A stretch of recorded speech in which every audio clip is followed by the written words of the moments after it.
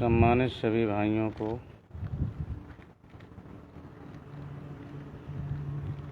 ओमवीर बौद्ध की तरफ से प्यार भरा नमो बुद्धाय।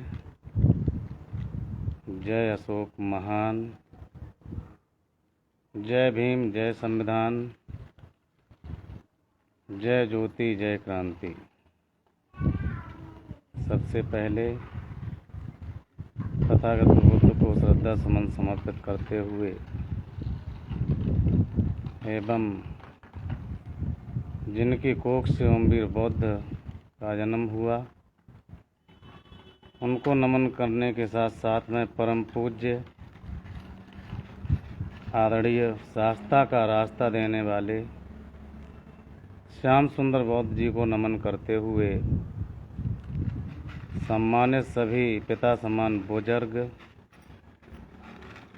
धम्म प्रेमी उपासक उपासिकाएं, सभी को दिल की गहराइयों से ओमवीर बौद्ध का प्यार भरा नमो बुद्धाय, बंधन व अभिनंदन।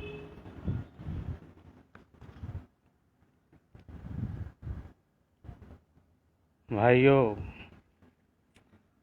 चूंकि मैं लाइव नहीं आना चाह रहा था,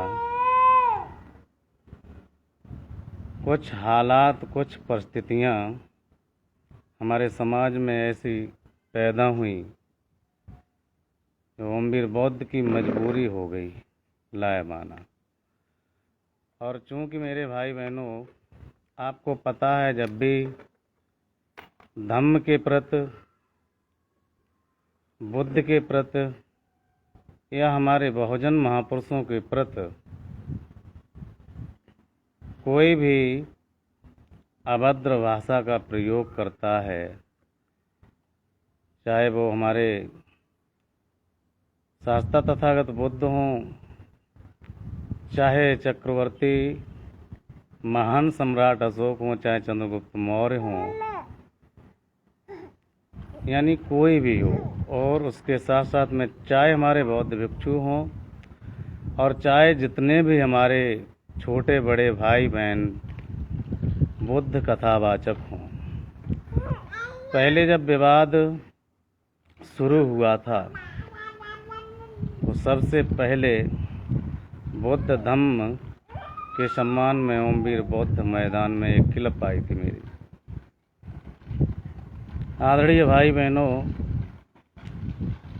हमें पता है कि हमारे बड़े बुजुर्ग गाथावाचक जिन्होंने कितनी कठिनाइयों का सामना करके भगवान बुद्ध को विकसित किया है, आज हमारे सभी भैया बहनों का एवं बड़े बुजुर्गों का, जो हमारे वरिष्ठ कथावाचक हैं, श्याम सुंदर बौद्ध जी, भागीरथ बौद्ध जी एवं ओमवीर बौद्ध, मोहन बौद्ध, यानी जितने भी हमारे भाई हैं और हमारे गुरु समान हैं, सभी की प्रेरणा से सभी लोगों ने मिलकर के धम्म की आधारशिला रखी। गांव-गांव में जाकर के धम्म का प्रचार प्रसार किया, लोगों की अभद्र भाषाओं का भी सामना किया, लेकिन कदम पीछे नहीं हटाया। और हम देखते हैं कि आज नए नए कथावाचक, जिन्हें न तो संपूर्ण तरीके से बुद्ध वंदना आती है, न धम्म वंदना आती है, न संघ वंदना आती है, न ही महामंगल सुत्त आता है, न सल सुत्त आता है, न कड़िए में सुत्त आता है, यानी धम्म की कोई भी जानकारी नहीं, और बड़ी बड़ी बातें करते हैं। जैसे कि अभी क्लिप आई थी मनोज विलास्टर, उनके द्वारा आपने सुना कि भगवान बुद्ध को लोग कटोरा थमा देते हैं। बुद्ध भिखारी नहीं थे, बुद्ध त्यागी थे। कहने का अभिप्राय मेरे भाइयों, सभी लोग जानते हैं महाराज सिद्धोधन के प्रिय पुत्र सिद्धार्थ गौतम गृह त्याग करने के बाद 5 वर्ष 7 महीने 11 दिन तक तप किया। तप करने के बाद बुद्ध तत्व को अर्जित किया। बुद्ध तत्व अर्जित करने के बाद में धम्म का प्रथम उपदेश सारनाथ में दिया। उसके बाद काश्यप बंधुओं को शरण में लिया। शील प्रकाश के पुत्र यशवर्धन को शरण में लिया। धीरे धीरे संग बढ़ा। वीडियो लंबा हो जाएगा इसलिए शॉर्ट में लेकर के चल रहा हूँ। खूंखार अत्याचारी अंगुलीमाल, नालागिरी हाथी, देवदत्त, सच्चक, द्रोण नामक ब्राह्मण सभी को संतुष्ट करने के बाद में भगवान बुद्ध का आगमन कपिलवस्तु नगर में हुआ 7 वर्ष बाद। जिस समय बुद्ध कपिलवस्तु नगर में आए तो सभी लोग जानते हैं कि बुद्ध ने महलों में प्रवेश न लेते हुए नगर का भ्रमण किया। घूम घूम कर भिक्षा मांगी, क्योंकि 1060 भिक्षुओं का विशाल भिक्षु संघ बुद्ध के पास में था। जिसके घर जाते लोग सोना चांदी हीरा मोती जवाहरात लेकर के आते, बुद्ध मना कर देते। बुद्ध बोले नहीं, मुझे भोजन चाहिए। महाराज सिद्धोधन को पता चला तो इसका बहिष्कार किया। बुद्ध ने समझाया, राजन आपके लिए जितना भी आपका राज्य है सभी आपका घर है। आपके अंदर कोई भेदभाव नहीं, कोई ईर्षा द्वेष नहीं करनी चाहिए। आप यहाँ के प्रजापालक हैं। अब कहने का अभिप्राय मेरे बंधुओं, ओमवीर बौद्ध कोई बहुत बड़े ज्ञानी नहीं है। बुद्ध की धम्म की जो गहराई है आप लोगों से ही प्राप्त हुई। अब धम्म पिटक को पढ़ कर के भगवान बुद्ध को समझा, बुद्ध को माना और जाना। यानी मानने और जानने में बहुत बड़ा अंतर होता है। तो कहने का मतलब मेरे भाई मनोज बिलास्टर कह रहे हैं कि बुद्ध भिखारी नहीं त्यागी थे।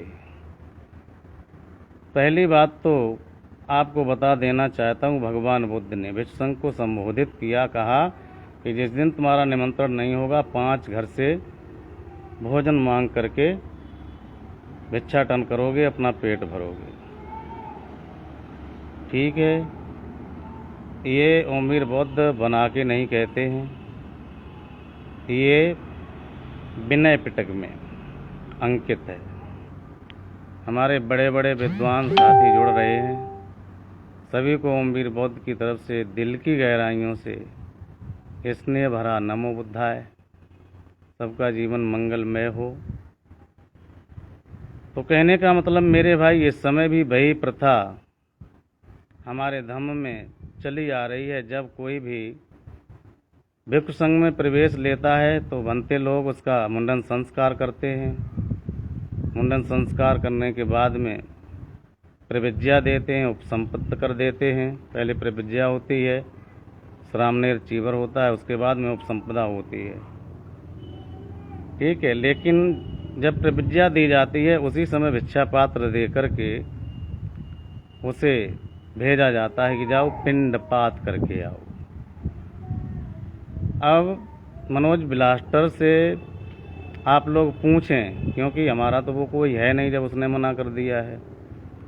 हमें कोई उससे लेना भी देना नहीं है, क्योंकि ना मेरे लिए कोई लाभ था और ना ही मेरे लिए कोई हानि है।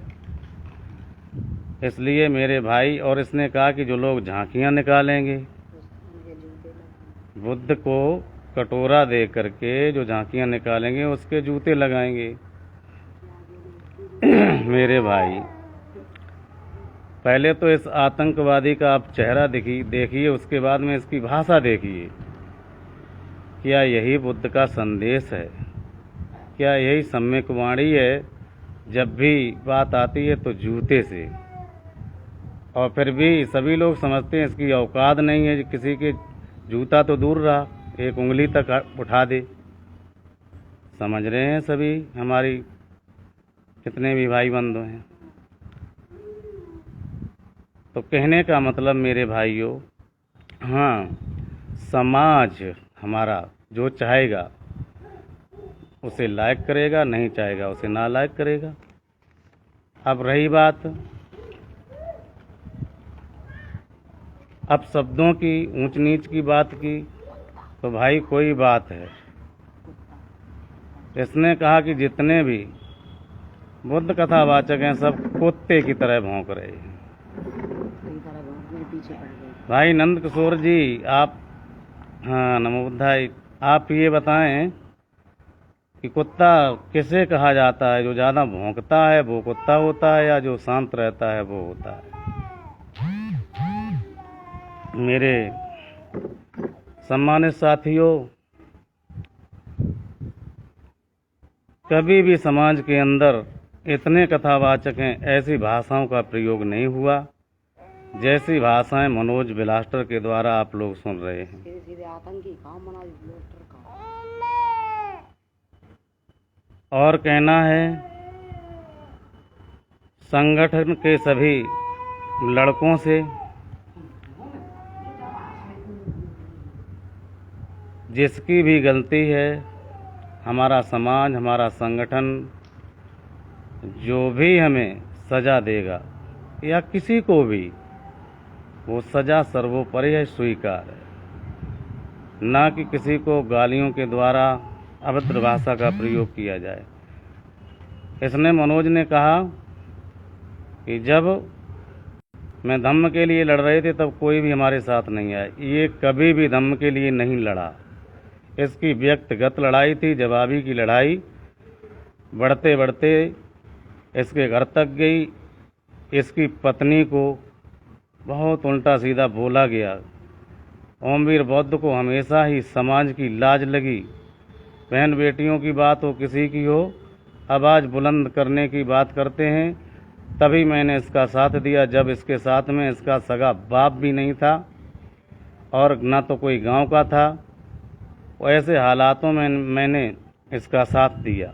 सभी लोग जानते हैं, बताने की कोई आवश्यकता नहीं। ये कह रहा है कि ओमवीर बौद्ध को पेशाब पिलाई जा रही थी। बेटा, ओमवीर बौद्ध को पेशाब केवल तेरी औरत की लाज की वजह से पिलाई जा रही थी, क्योंकि कोई कह रहा था कि कुंवरपाल इसके घर आया था, कोई कह रहा था कि एक में पकड़ा गया, कोई कह रहा था बाजार में पकड़ा गया। ठीक है मेरे भाइयों, मैं कोई भी बात नमक मिर्च लगा करके नहीं कर रहा हूँ, स्पष्ट कर रहा हूँ। और बात बढ़ते बढ़ते यहाँ तक पहुँच गई। उस समय हमारा कार्यक्रम चल रहा था भाई अर्पित जी आपके गांव में, नबीगंज में। तब ये भागता हुआ गया, मुझे पता भी नहीं था कि ये कहाँ आ रहा है, क्या बात है, क्या मैटर है। ये जब आ गया तो मैंने इसे सम्मान दिया और मंच के द्वारा ऐलान कर दिया था कि मनोज बिलास्टर, चिंता मत करना, तुम्हारे साथ में ओमवीर बौद्ध खड़े हैं, चाहे हमारी जान भले चली जाए, पीछे नहीं हटेंगे। साथ ही साथ में जितने भी हमारे संगठन के लड़के हैं, चाहे विवेक साक्य हों, चाहे हेमंत साक्य हों, और चाहे अंकित साक्य हों, चाहे राहुल साक्य हों, सभी लड़कों से अवगत कराया। सभी लड़के आए और इसकी मदद की मेरे भाइयों। और तो और इसके बाद में ये इतना भयभीत था, अपने घर नहीं गया। हमारे घर 1 महीने तक रुका। कचपुरा में कथा हुई। मेरी दोनों पत्नियां, ये कहता है कि ओमवीर बौद्ध ने 60 वर्ष की उम्र में शादी की। मेरे भाई 10 वर्ष बीत चुके हैं। मेरी उम्र इस समय केवल 42 वर्ष है और ललिता बौद्ध की उम्र 30-35 के बीच की है। तो आप लोग स्वयं पता करें कि हमारी उम्र क्या थी। और रही बात, कहने का मतलब मेरा केवल इतना ही दोष ये बता रहा है कि दूसरी शादी की। तो आप लोग बताएं, क्या समाज के अंदर अन्य लोग शादियां नहीं करते हैं? कोई तो करता है, किसी के लड़का नहीं हो रहा है तो उसने दूसरी कर ली। किसी के लड़कियां हैं तो उसने लड़के के लिए दूसरी कर दी। मेरे पास में 3 पीढ़ी से कोई भी बेटी नहीं थी, ना मेरी बहन थी, ना बुआ थी। ललिता बौद्ध से शादी मैंने मात्र इसी उम्मीद से की कि मेरे घर में भी एक प्यारी सी नन्ही सी बेटी आए। आप लोगों के आशीर्वाद से, तथागत की दया दृष्टि से, परम पूज्य श्रद्धेय गुरुदेव श्याम सुंदर जी के आशीर्वाद से मुझे बेटी प्राप्त हुई। और लोगों, जिस समय मैंने ये काम किया था, श्याम सुंदर जी ने हमें बहुत बुरा भला कहा। मैंने कोई जवाब नहीं दिया, क्योंकि मैं मानता हूँ मेरी गलती थी। मैंने सदैव ही उनका सम्मान किया। ऐसा तो नहीं गुरु को छोड़ दिया। ऐसा नहीं कहा कि हम गुरु नहीं मानेंगे, ये नहीं करेंगे, वो नहीं करेंगे। चूँकि मुझे ये कतई फील नहीं है कि मनोज बिलास्टर हमें छोड़ करके चला गया। भाई, हमारे परिवार में ऐसे आतंकवादी की आवश्यकता नहीं है। मेरे भाइयों एवं हमारे समस्त धर्म प्रेमियों, तो ये अपने बाप कहने का मतलब, का क्या होगा इसमें? जिस समय आज मैं भावुक होकर के कह रहा हूँ, अपने बेटे की तरह मैंने इसे पाला, अपने घर रखा। मेरी दोनों पत्नियों ने बारी बारी से इसे रोटी खिलाई और मैंने 2-2, 3-3 घंटे फोन के द्वारा कथा लिखवाई, वैसे भी बताया। इस समय भी आप लोगों को पता है, जो अपने को स्वयं न बदल पाया, पाखंड की बात करता है कि बहुत दम के अंदर पाखंड है। आपको बता देना चाहता हूँ, आज इसके साथ जाकर के देखो, इसके घर के अंदर अभी भी हिंदू देवी देवता विराजमान है। कोई ऐसी गपसप बात नहीं बोल रहा हूँ, मैं स्पष्ट बात बोल रहा हूँ। आप खुद हाथों से रोटी और कल जो वीडियो आई, ये कह रहा है कि 2000 से पहले की वीडियो है। आप लोग स्वयं विचार करें, क्या 2000 के पहले वीडियोग्राफी चलती थी? सोशल मीडिया का ज़माना था। कल ही वीडियो आई। कल मैंने कम से कम 10-20 लोगों से बात की, सभी ने हमारा सम्मान किया। और मैं तो ये कहते हैं, ये धाम गलत हैं तो इसके यहाँ पर पंचायत रखी जाए, मेरा पूरा सामान जाए। और मेरी गलती है, कड़ी से कड़ी आप जो चाहें वो सजा दें, हम झेलने को तैयार हैं। और कहना है, मेरे भाइयों, मेरे धर्म प्रेमियों और सम्मानित सभी हमारे छोटे बड़े कथावाचकों, चाहे वो हमारे शाक्य समाज के हों, चाहे जाटव समाज के हों, चाहे अन्य समाज के हों, मैं सभी का सम्मान करता हूँ। बड़े हैं उनका वंदन करता हूँ, छोटे उन्हें आशीर्वाद देता हूँ। और मेरे कहने का उद्देश्य है, मैंने केवल सत्य का साथ दिया, उसका परिणाम ओमवीर बौद्ध को ये मिला। मेन मुद्दे पर आ जाते हैं। ये बात बिगड़ी कहाँ से? मेरे गांव की एक बेटी है, पहले वो मेरे पास रही, मैंने उसे बाजा सिखाया, सब कुछ किया, लेकिन उसका भाई ख़त्म हो गया, वो बेचारी मजबूर हो गई, आ नहीं पाई। उसके बाद में मोहन जी के पास में गई, क्योंकि वो भी हमारे गुरु भाई हैं। सभी ने उसका जैसा साथ दे पाया दिया, वो नहीं रही, उसकी मर्जी। उसके बाद में इसके पास में पहुंची तो उसके चाचा ने हमसे मना किया, वो हमारे रिश्ते में मामा लगते हैं। क्योंकि ये जो गांव भरा है मेरा किसनी के पास में, ये ननिहाल है, सभी नाना मामा लगते हैं मेरे। और जो कुड़ी के पास में भरा है वो हमारा प्रॉपर पैतृक गांव है। मेरे भाई, मैंने कभी भी, चाहे धार्मिक लड़ाई हो चाहे सामाजिक हो, हम ऐसे परिवार से बिलोंग करते हैं। हमारे पिताजी रिटायर्ड प्रधानाध्यापक हैं, हमारे चाचा रामपाल जी रिटायर्ड सैनिक हैं, हमारे बड़े भाई सतीश साक्य वर्तमान में प्रधान हैं, हमारी बहन प्रधानाचार्य हैं, और हमारी बहन पुलिस में जॉब किए है। ओमवीर बौद्ध कोई ऐसे नहीं है गाजल मूली की तरह, ये कहता है कि यदि मेरे गांव में आ गए तो हम लाश उठा देंगे। और वो भी प्रमाण के लिए परम श्रद्धेय गुरुदेव श्याम सुंदर जी बौद्ध ने कहा, बेटा उसके गांव की तरफ मत जाना, नहीं तो पता नहीं वो क्या कर दे। मैं अपने समाज से रिक्वेस्ट करते हैं, यदि ओमवीर बौद्ध की गलती है तो कड़ी से कड़ी सज़ा मुझे दी जाए। अब आ जाते उसी बात पर। वो बेटी जब इसके पास में पहुंच गई, उसके चाचा ने मना किया तो मैंने इससे भी कहा, बेटा उसके घर के मना कर रहे हैं, तुम्हारी क्या राय है, उसे रखना नहीं।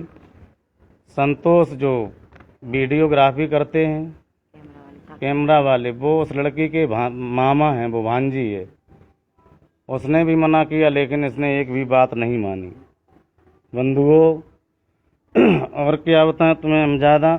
उसके बाद में जब ये लेकर के गया, उसकी वीडियो अपलोड हुई। इसके गांव के लड़कों ने इसकी बहू को वीडियो दिखाई। वीडियो दिखाने के बाद में वो बेचारी परेशान हुई। हम आपको बताना चाहेंगे, नबीगंज में जिस समय हमारा कार्यक्रम चल रहा था, उस समय जब ये आया तो इसने कहा कि ओमवीर बौद्ध की कथा में जा रहा हूँ, लेकिन इसकी पत्नी को पता चला कि ललिता बौद्ध की कथा में है। किसी ने कहा, 1 घंटे इसकी लड़ाई हुई। प्रमाण के लिए मेरा छोटा भाई कुंदन साथ में था, और हम आस औलाद वाले हैं, हम झूठ नहीं बोल रहे हैं। इससे पूछा जाए ईमानदारी से, इसके ज़मीर से पूछा जाए, 1 घंटे इसकी लड़ाई हुई। उसके बाद में इसने फ़ोन काटा और कहा वो तो उनकी पत्नी उनके साथ रहती हैं। तो बंधुओं, आप विचार करना, ये आग पहले से लगी थी या ओमवीर बौद्ध ने लगाई। जो ये कह रहा है कि हमारे घर में ओमवीर बौद्ध ने आग लगाई, और इसने अपनी पत्नी को धमकी नहीं दी है, और उन्होंने कहा कि ऐसा हम भी कर लेंगे। इसने कहा कि तू कुछ नहीं कर पाएगी, ओमवीर बौद्ध से मेरा संबंध खत्म है। बहुत पहले ही ये बोल चुका था कि उस लड़की को हम रखेंगे, कोई कुछ नहीं कर पाएगा, तू मर जा, अपनी औलाद को मार दे, कुछ भी कर दे। यदि किसी को विशेष जानकारी चाहिए और कोई ये कहे कि बात गलत है, तो हम उसकी कॉल रिकॉर्डिंग भी मेरे पास में है मेरे भाई। तो हम आपसे कहना चाहेंगे, ऐसे बेधर्मी जिसका कोई भी सिस्टम चेंज नहीं हुआ है, अपने आप को ब्लास्टर पहले लिखता था, अब भी लिखता है। इसके घर में पाखंडवाद पहले था, अब भी होता है। हमें ओम गलत है या इसने किया वो गलत है। और रही बात चरित्र की, मेरे भाई, मैंने शादी की है ललिता बौद्ध के साथ में, अय्यासी नहीं की है। 3 बच्चे पहले वाले के हैं, एक बेटा मेरा एक्सपायर हो गया, सभी लोग जानते हैं, बेटी इनसे है। और ये कहता है कि बच्चे बड़े बड़े हो गए बराबर के, बिना शादी के घूम रहे हैं, और बाप कोर्ट मैरिज कर रहा है। मेरे भाइयों, मेरे बड़े भाई हमसे 7-8 वर्ष बड़े हैं, उनके बच्चे हमारे बच्चों से 7-8 वर्ष बड़े हैं। मेरा शिक्षित परिवार है, सब लोग अपनी अपनी तैयारी कर रहे हैं। तो इसका मतलब ये हो गया कि तैयारी कर रहे हैं, किशन हमारे साथ कथा सीख रहा है, तो इसका मतलब ये हो गया हमारे बच्चे बिना शादी के घूम रहे हैं।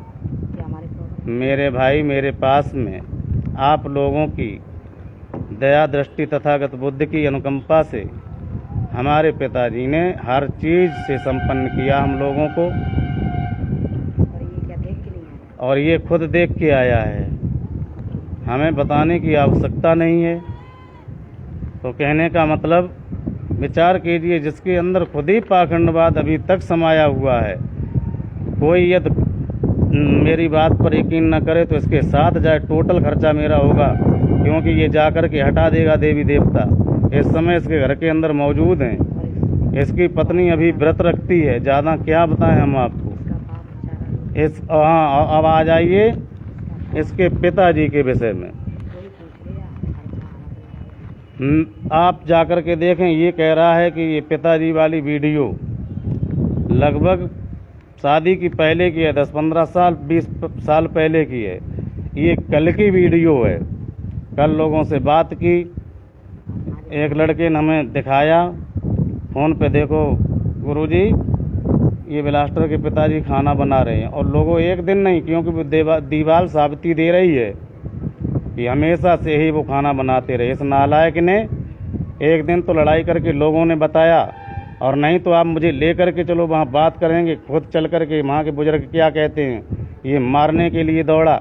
बेचारों ने 3 दिन तक खाना नहीं खाया, उसके बाद में स्वयं अपने हाथों से बना करके खाने लगे। इसका जो छोटा भाई है वो दिल्ली में बेचारा काम करता फैक्ट्री के अंदर। कोरोना काल शुरू हुआ, जब वो लौट करके आया तो इसने घर में घुसने नहीं दिया उसे। ज़्यादा क्या बताएं हम आपको, कुत्ता कौन है? क्योंकि हमारी सबसे बड़ी गलती ये है, वो आपको हम बताना चाहेंगे वो गलती है या मैंने सही किया, आप बताएं। इसकी पत्नी रो रही थी, कह रही थी गुरुजी इतने दिन हो गए हैं घर के अंदर 2 वक्त की रोटी बनाने के लिए आटा नहीं है। इसने खुद मुझसे कहा, मेरी कथा जब चल रही थी ईजलपुर में, तब मैंने कहा बेटा घर पे जाओ, बहू का फ़ोन आ रहा है। तो इसने मेरी बात नहीं मानी, गुरुजी की कथा में गया कुमौल में। उसके बाद में हमारे घर गया, हमारे गांव में से उस बिटिया को लेकर के, उस लड़की को ये लेकर के आया समदपुर में, रात भर वहाँ पर रुका। उसके बाद में ये गया, जब उसने पूछा नहीं तब उसने उसकी मारपीट की। इतनी नहीं, उसके मुंह से खून तक निकला। बेचारी रो कर के बताई और उसने कहा कि गुरुजी अब हम क्या करें, कैसे हमारा जीवन होगा। मैंने कहा बेटा तुम्हारे घर की बात है और अपने हिसाब से तुम्हारा पति है, जैसे भी हो उसे संभालो। और ये नालायक कहता है कि ओमवीर बौद्ध ने मेरे घर में आग लगाई। मैंने उसे समझाया, वो कह रही थी गुरुजी हम फांसी लगा लेंगे, मर जाएंगे। जिस दिन से शादी हुई है कि मेरे लिए साड़ी लेकर के नहीं आया। हमारे मैके से साड़ियाँ आती हैं और जितने भी बच्चे पैदा हुए सब मैके में हुए। इसकी बहनें हैं, अन्य रिश्तेदार हैं, क्या एक भी बच्चा इसके घर नहीं हो सकता है? इस समय भी बेचारी दुखी है। मेरी बात हुई थी 2 दिन पहले, तो मैंने उसे बताया, हम कहे बेटा देखो बदतमीजी की हद होती है, अब ये माँ बहन की गाली पर उतारू हो गया, ये देने लगा। तो उसने कहा गुरुजी हम क्या बताएं, बताओ हमारी तो मजबूरी है, हम घर पे भी नहीं हूँ। और वास्तव में वो बेचारी लाचार है, वो क्या कर सकती है। तो मेरे बंधुओं, उसके पास में कोई भी सोने चांदी का आभूषण नहीं है, सब बाजार से लेकर के ज्वेलरी पहनती है, अपना समय काट रही है और अपने आप को ये इतना बड़ा विद्वान समझ रहा है। अपने लिए सब कुछ है, उसके लिए कुछ भी नहीं है। तो कहने का मतलब हमें केवल इसने टारगेट इसलिए किया, इसने कह दिया कि वो लड़की नहीं रहेगी तो ओमवीर बौद्ध से सिस्टम ख़त्म होगा, और वही इसने करके दिखाया। मैं ये नहीं कहता हूँ कि इसके नाजायज़ संबंध थे या और कुछ था, बात केवल इतनी थी। बहू ने पूछा कि गुरुजी मुझे ये बताओ, ये कह रहे हैं कि फ़ोन मेरा खो गया है। तो मैंने कहा बेटा हम क्या बताएं, हमें क्यों भाभी डाल रही हो? बोली नहीं गुरुजी पता लगाओ। हमने जब पता लगाया, उसकी मम्मी को बुला करके, वो बोली हाँ फ़ोन हमारे पास में है। ये कह रहा था कि हम फ़ोन खो गया और ये गिफ्ट करके आया। और भी बातें हैं वो स्टाफ के द्वारा प्राप्त हुई। संतोष चाहे भले ही सफाई पेश करें, उन्होंने कहा गुरुजी घर की बात है। और मुझे दर्द इसीलिए लगा था कि कहीं ऐसा ना हो जाए, जो मैंने इसे बेटा समझा है, इसके घर में कोई कलेश पैदा हो जाए, लेकिन इसने हमें को उल्टा टारगेट किया। और आप लोग सुनेंगे मेरे पास में ऐसी रिकॉर्डिंग है, जबकि मेरी कोई बात नहीं इससे हुई। और दूसरी बात हम बताना चाहेंगे, जब इतना सब कुछ हुआ, ओमवीर बौद्ध इसके घर में आग लगवा रहे थे, तो इसने हमसे बात क्यों नहीं की? मैंने 1-2 बार फ़ोन भी लगाया, इसने इग्नोर कर दिया। गुरुजी के सामने मैंने फ़ोन लगाया कुमौल में, तब भी इसने कोई बात का जवाब नहीं दिया, ना कोई बात की। उसके बाद में धीरे धीरे विवाद बढ़ाता रहा। और मेरे भाइयों आपको पता है, ये जब आया था तब भी विवाद लेकर के आया। इसकी बदौलत मैंने गाली सुनी, हमारे लिए उल्टे सीधे फ़ोटो अपलोड किए गए। समझ रहे हैं आप सभी लोग? और जिसके लिए मैंने सब कुछ किया, उसी ने आज मुझे कितनी बड़ी खुशी का तोहफा दे दिया, जो माँ बहन की गाली दे करके।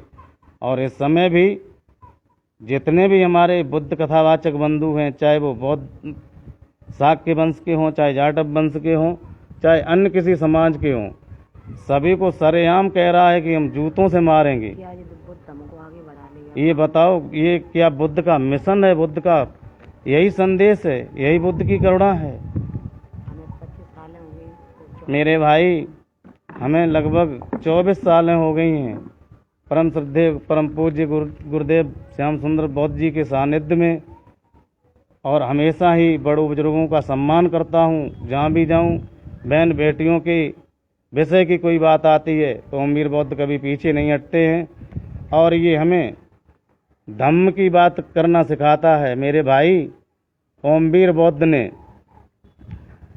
कथाएं अन्य समाज में की हैं, जो कि प्रमाण है। खड़ेपुर में भगवान बुद्ध की 50 फुट ऊंची प्रतिमा बनी निर्मल सिंह चौहान के द्वारा। सब शाक्य समाज ने ओमवीर बौद्ध ने मिलकर के वहाँ पर महीनों कार्यक्रम किए, सभी को समझाया। आज वो शाक्यों की शान बनकर के खड़ी है प्रतिमा, और जब तक ये धरती रहेगी तब तक उसे कोई तोड़ने वाला और मेटने वाला नहीं है। मेरे भाई, उसके बाद में ब्राह्मण समाज के अशोक अवस्थी जी, जो कि खिरिया के पास में उनका विद्यालय है, हम और मेरे भाई मोहन बौद्ध ने कई बार उनके यहाँ ब्राह्मण समाज में बुद्ध कथा कहने का काम किया और सभी लोगों ने बैठ कर के बुद्ध की वाणी को सुना। यादव समाज में नंगला बने में बाबा सुभाष जी हैं, घोड़ी वाले 6 महीने का कार्यक्रम करवाते हैं सर्वधर्म सम्मेलन के हिसाब से। उनके यहाँ जाकर के यादव समाज में मैंने कथा कहने का काम किया और बुद्ध की ज्योति जलाई और बुद्ध को हर मन मस्तक के अंदर में पहुँचा दिया। मेरे भाई, ये सब हम लोगों का संघर्ष है। जितने भी हमारे छोटे बड़े भाई बहन बुद्ध कथावाचक हैं, सबसे पूछो, उनके दिल से पूछो कितना संघर्ष झेला है, कितनी गालियां झेली, कितना क्या झेला है। तब आज मैंने पूरे प्रदेश में ही नहीं बल्कि पूरे देश के अंदर सबके मन मस्तक में बुद्ध को पहुंचा दिया। वो माने या न माने, लेकिन बुद्ध को जान तो सभी गई। आदरणीय भाई बहनों, इसलिए ज़्यादा बड़ी बात न कहते हुए कहना चाहूँगा, यानी द्वारकापुर जो लेखराजपुर के पास में गांव है, यादव समाज के भाई राजेश यादव जी ने ओमवीर बौद्ध की कथा कराई। और अभी अभी जो हम कथा करके आए हैं, 2 दिन बीते हैं कुर्रा रामपुरा में, वहाँ पर भी लोगों मैंने भगवान बुद्ध की वाणी को मुस्लिम समाज तक पहुँचाया। और वहाँ के भाई फरीद खां, जो कि बीटीसी हैं, उन्होंने भगवान बुद्ध की प्रतिमा का पूरा खर्चा उठाया और बुद्ध की प्रतिमा का अनावरण करवाया। सभी लोग, चाहे वो ब्राह्मण समाज के हों, चाहे ठाकुर, चाहे शर्मा वर्मा, यानी सभी लोगों ने आकर के भगवान बुद्ध की कथा को सुना और भारी से भारी भीड़ हुई। ये कह रहा है कि ओमवीर बौद्ध मेरे जैसा बाजा बजा दें, मेरे जैसी भीड़ दिखा दें, तो देख ले वहाँ की भीड़। और अभी हम कुछ समय पहले कार्यक्रम करके आए थे बोधी कला में, जो कि डिस्ट्रिक्ट सीतापुर में है। 10-10 हज़ार लोगों की भीड़ हुई, क्योंकि वहाँ पर कुशवा और शाक्य मौर्य कथा सुनने नहीं जाते थे, क्योंकि वहाँ पर हमारे प्रधान जी जाटव समाज के हैं विनोद गौतम जी, वो कथा करवाते थे।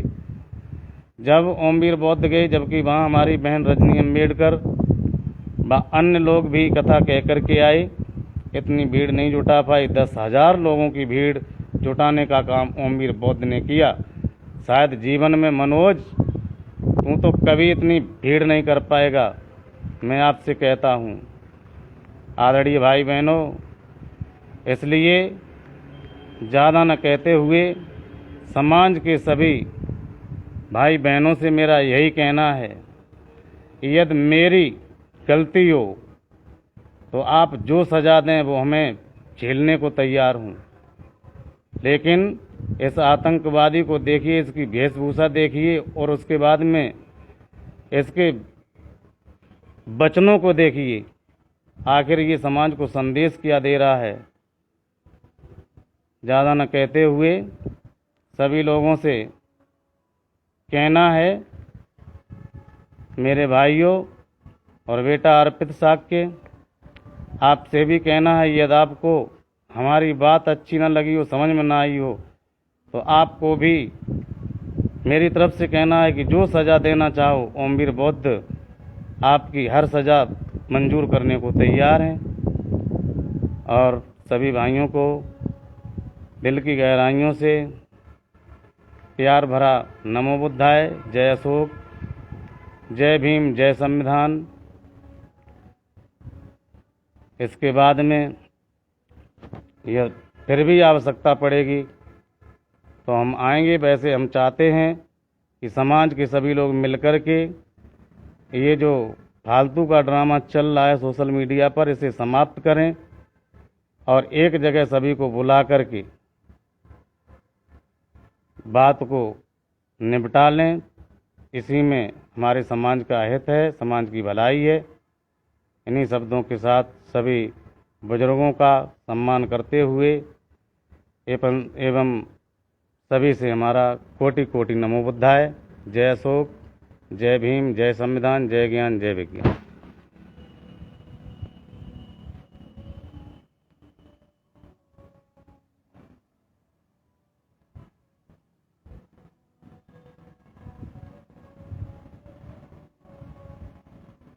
क्या सेब कैसे हो ये क्या राजकुमार? ये सेब कैसे हो ये?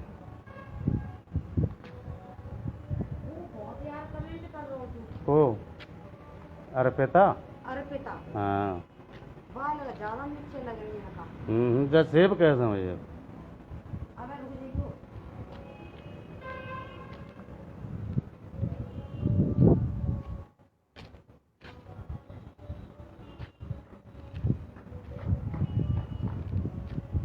कितनी देर की हुई, कितनी देर चली पता है?